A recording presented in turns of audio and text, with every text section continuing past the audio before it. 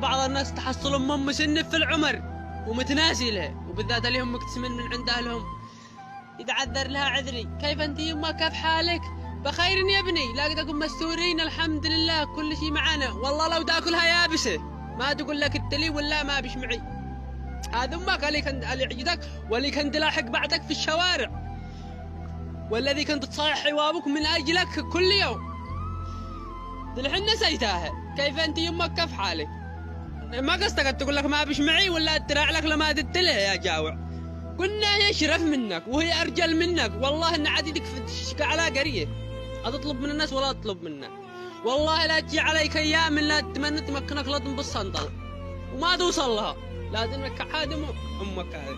ما حدا يسهر عليك في الليل ساعة معي حتى لاقدك مزوج ما تغمض عيونها. لاقدك مزوج والله ما تغمض عيونها عليكم ما تنقش. الليل والثنتين والثلاث لو ما تحيه ابنه، لو يقع بك ما وقع ما تنام الليل. لا تنسوا اماتكم، لا تنسوا ما معنا ما عباءتنا في الحياة هذه، انما والله العظيم ما بفايته.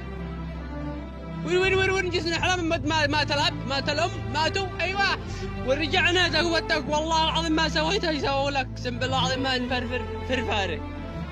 كل واحد يلحق واللي قد ماتت امه يتصدق لا نية.